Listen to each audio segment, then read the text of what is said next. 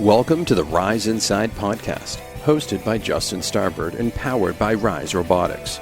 Listen as host Justin talks to experts from the Rise team about topics relating to mechanical engineering, industrial design, commercialization, and innovation.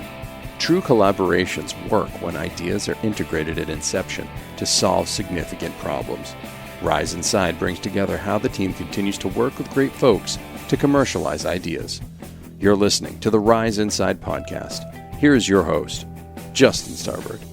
Welcome back to Rise Inside. My name is Justin Starbird, and I am excited to welcome in new partner of Decisive Point, Ryan Benitez. Ryan, welcome to the show this morning. Hi, Justin. How are you? Thank you so much for having me. Really excited to be here. Well, we're recording this in the middle of winter, so it's a little bit chilly here in the Northeast. Otherwise, no complaints. Really happy to have you. Very, very cold here in Boston, and expecting a bit of snow this weekend, I think, as well. I know. You know what? I always think about the fact that we choose to live here too. So it's our own fault. So Ryan, tell me a little bit about Decisive Point and your company and the types of companies that you work with. Yeah, would love to. We are a investment and advisory firm. We have an office in Boston, where I'm located, and New York and Washington and DC. And we're a little unique in that we focus on technology for government and public safety and defense. So, what does it mean to be an investment advisory firm? We have three main lines of effort that we focus on. And one, as a VC, we invest across industries that are at the intersection of technology and government. So, what does that mean? Aerospace and defense, health, power generation, and critical infrastructure. Sure. Really taking a holistic approach to, what it means to be technology for government and national security. And then, most importantly, we're a trusted advisor too. So we help founders bring their technologies to government and leverage the scale of the federal market. As you know, the government is a very large customer and buyer of technology. And so we help founders figure out how to navigate that marketplace. It can be a bit tricky. And then thirdly, we also are an accelerator. So we work directly with the Department of Defense, and we accelerate companies and help them bring their business to integrate with specific government programs. Wow, that is a lot of roles to potentially play for different companies. Yeah, it's a lot, but it's easy to break it down to those three, right? Investor, advisor, and then we accelerate companies too. And what is your role? I said you're a partner, and that's new. So congratulations. Thanks. Yeah, really excited to join the team as a partner. I've been with Decisive Point for over a year now. The team is great. I think that's what really sets us apart. Myself included, we're all very mission driven. We're former veterans and come from the government contracting space, and also former successful founders from the commercial world and growing and scaling businesses. And we all are really dedicated to this mission of bringing the best technology to help government, right? And so, that really sets the team apart. My role, specifically there, I work with a number of founders on a day-to-day basis, which I love. It's a huge variety. And I help the founders, connect the dots between what they're doing commercially and how their commercial solutions might fit into helping solve government problems and making, government and defense more efficient. So, I help them create those value propositions that will resonate and help them win government non-dilutive funding, helping them overcome some of the barriers. And sometimes it's also a bit of founder therapy too, right? Sharing wins and losses with your founders and your companies as well. So how did you start on this journey? You've been with the company for a year, but what was your background and how did you come to Decisive Point? Yeah, so my background, I started out, I spent 9 years in the Navy right after college, serving aboard warships And then later working in the Pentagon as a public affairs officer. I got out, I went to the Wharton School of Business, and then, decided to enter into this career path of working with dual use technology startups to help them do business with government. So first I worked with Techstars, which has a large portfolio of defense and aerospace companies, and then, entered the Boston ecosystem here. Sure. And that's how I got connected with both Rise and then Decisive Point as well. Well, awesome. Well, we're in a better place for both of those things. So thrilled for your success so far. One thing you just mentioned was dual use technologies. Before we get too deep into this, can you define that and maybe share with us what that means to you? Absolutely. So, dual use technology, it actually wasn't really a term that was around back when I was in the Navy. It's fairly new term that's come about, in the past 5 years or so. And so, dual use means, technologies that have a very strong commercial market, but also have applications for government and defense. And it's really important when early stage companies specifically are, trying to grow their commercial business, but also enter the defense market, that they align those efforts. And so what does that mean? Early stage technology companies can leverage significant non-dilutive funding in the form of government grants and government contracts to help bootstrap their R&D efforts. And if a company is able to align that R&D efforts that they might be doing for government to also help do R&D on their commercial products, it kind of, it becomes a multiplier, right, for success. And so, at the same time, it's very hard for a startup just to thrive on government contracts without having any commercial business. And so the government and commercial business really go hand in hand. And that's how we end up with, what we call dual use technology. Sure. So, thinking of some examples of that, what are some technologies that you're potentially on the lookout for that fit either the Department of Defense's mission or other, government sectors, but may also, have some commercial value, to your point about the dual use? And, how do you go about assessing it all?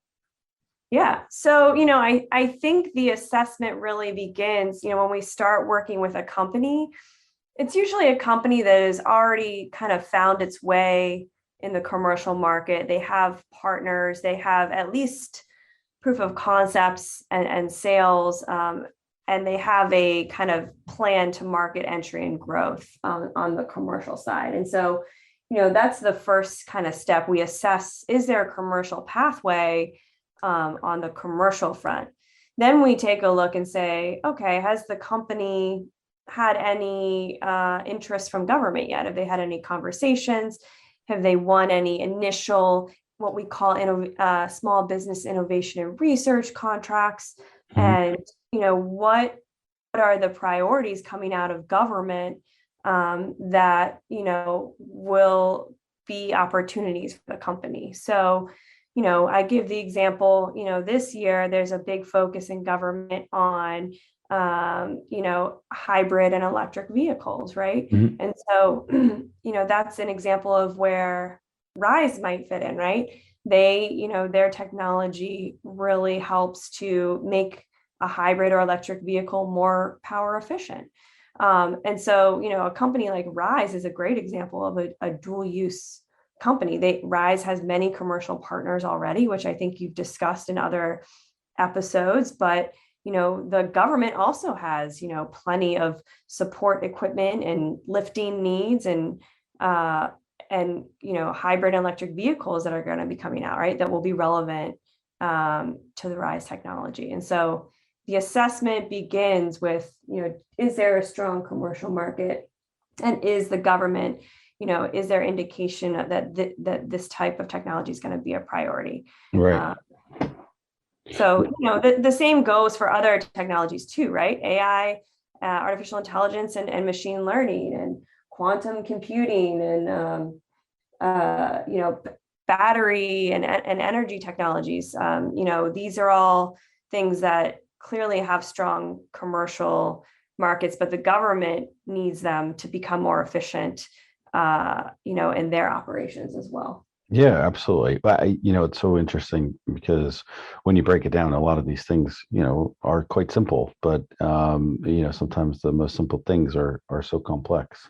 And so it's really fascinating to hear you break it down the way that you guys approach stuff. Yeah. And I do make it sound simple, but where it really gets complex for some of these dual use companies is, having them navigate the kind of complicated acquisition process that the government has. Like, what can you maybe talk about that in a little bit more depth? Sure. So, the ultimate goal for a dual use company is to reach the opportunity to fully transition the technology into a government program. What does that mean?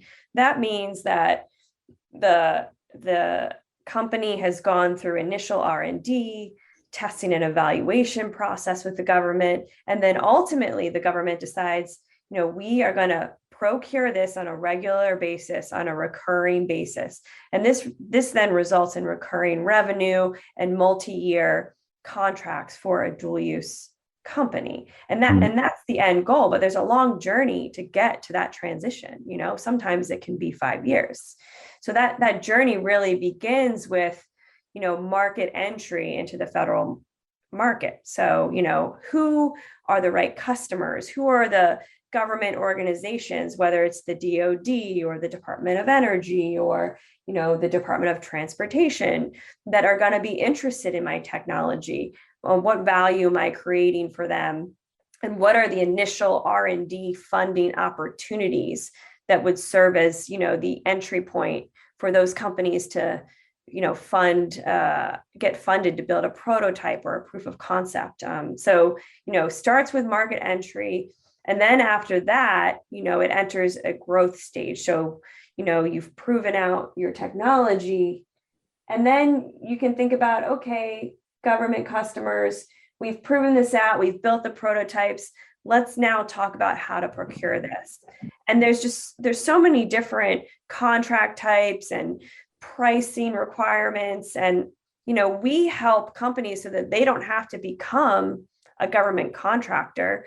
We bring in that expertise so we can guide them as they overcome, all these barriers to government contracts as well. Is there a significant difference between, say, the business development of, the commercial side versus, going through the government side? I mean, because essentially you're still looking for buyers in the government, right? But yeah. How does that commercialization or marketing or, maybe under the umbrella of business development cycle work? Or I guess, how are they different? Yeah, that is a great question, Justin. There are a lot of similarities, but there's also differences. So, Sure. I'll talk about the similarities first. It's absolutely critical to, build relationships in your sales cycle, right? Build out a strong CRM, continuously revisit those customers, keeping them updated on your progress, on your sales. Business development can really be a very time-consuming effort. And so, I think you go about government sales very similar to the way that you would go about commercial sales, especially when it comes to relationships. At the same time, there's a lot of differences. And that's because, in government, the funding works a little bit differently. The funding is based on the budget cycle.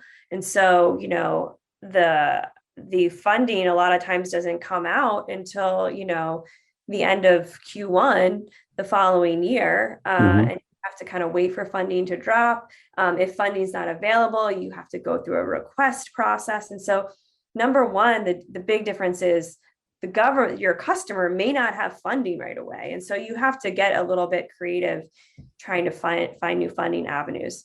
The second is, there is a culture within government, and especially, within DoD as well, on, there's certain language and etiquette and ways that you might run a meeting that might be a little bit different than in the commercial world, right? A little bit more, hey, let's get to the point. What is our mission goals here? What is the end state? There's that type of language that happens. And ultimately, it's really important to learn how to navigate the government structure, right? So, in the Department of Defense, you have what's called an end user, who might be the man or woman on the ground using the technology. So, for example, for RISE, that could be the airman on the ground using a forklift or a loader that, is actually, having to deal with, the operating the equipment. Yep. You have the buyer, right, who's a little bit higher up the chain, who has the funding, who knows how to move the prototyping and testing, evaluation, and procurement along, right? And so it's very important to understand that dynamic and be able to align the stakeholders to be successful, to get that final government sale. And so that's the big difference, I would say. Well, that's interesting, because I know that, as you work with RISE, you've helped them navigate a lot of these different, challenges and a lot of the differences. And the neat thing about RISE has been that they've, altered course a couple of times. And I'm curious, how did Decisive Point, get introduced to RISE, and how has that relationship blossomed? Yeah. So, I met RISE simply from, the robust Boston ecosystem that is here, network of founders, and met them that way. They were interested in understanding, how they could grow government business and where they might fit in, right? And it's really blossomed in that, they started out with a single, effort for, this imagining energy challenge. And they've just grown to have so much interest across various customers in DoD. And, I'll tell you the one really great thing about the RISE team, and that's unique, they are dedicated to getting on the ground, out on the airfield, and talking to, the maintenance men and women working on this equipment that are experiencing, the DoD has a lot of equipment that is outdated. It has leaky hydraulics. The equipment's down. It's impacting operations in a negative way. But, RISE goes out, talks to the maintenance men and women on the field saying, hey, what are your problems? How does this equipment work? How can we make it better? And so I've really seen a lot of opportunities come out of the RISE's team ability to go out and figure out what those challenges are and bring, solutions to the table. Sure. And how do you advise, it is a really ambitious, group of founders and team at RISE. How do you help point them, in a direction that is going to bear fruit? And how do you set them up so that, they can also be patient? Because one of the things I've got to imagine is that with startups or companies that are, experiencing growth, they want to move. And some of the challenges with government is that you have to be patient. Right. Yeah. When we work with companies like RISE, we come in as a bolt-on federal team to help them grow. And so that means, we do a lot of market research to find out which organizations are spending money on the technologies that company is bringing to the table. So we do market research to help point them in the right direction. We bring in government customers and end users from our network to meet with the teams and have tech interchange meetings. And, we join all of their meetings with government stakeholders, right? Because, on our team that's not here today with us, we have Eric Horan, who's a former senior government contracting officer, right? And so he knows how to join these calls with our founders and help kind of move the needle a little bit, right, to get the contracting process going.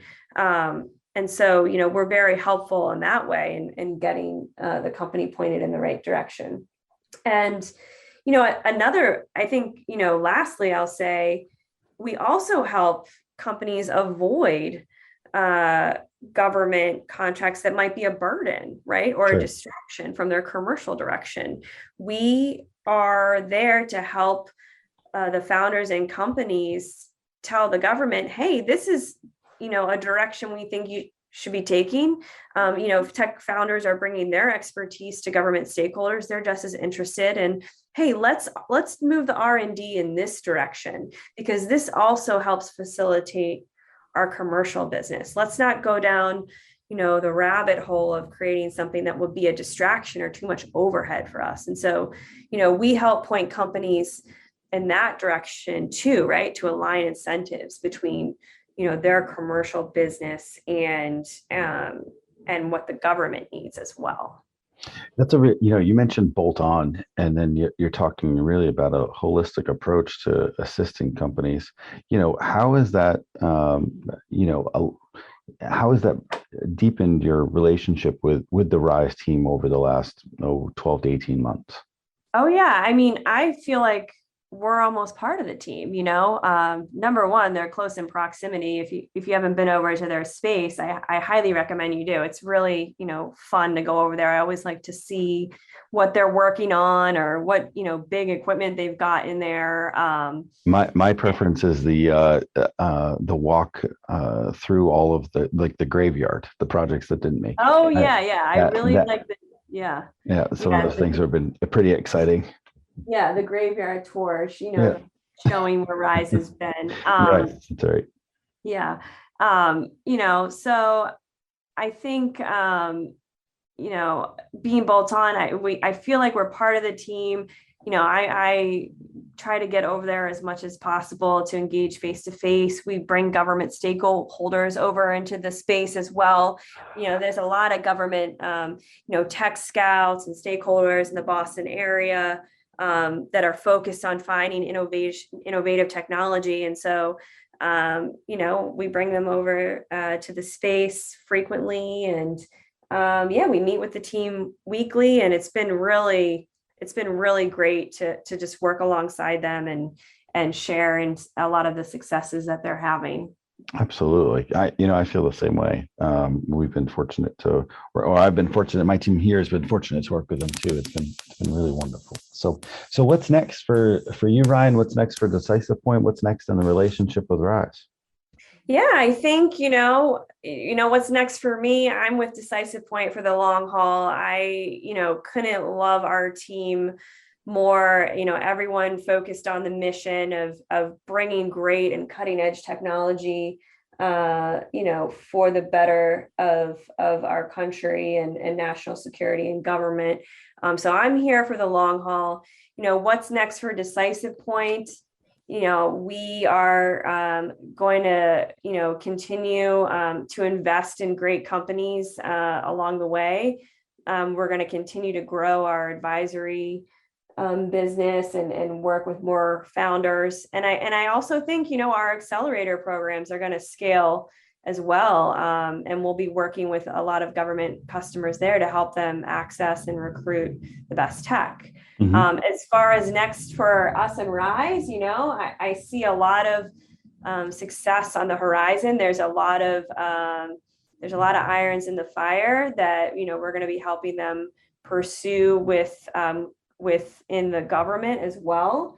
As I mentioned before, government is moving to a lot of electric and hybrid vehicles and lifting devices, and the Rise technology, the Rise cylinder is going to help make those pieces of equipment more efficient. And so the opportunity is greater than ever for them. And so, what's next for us is going to be continuing to pursue government opportunities that align and will support and complement the commercial direction that Rise is headed, and really excited about that.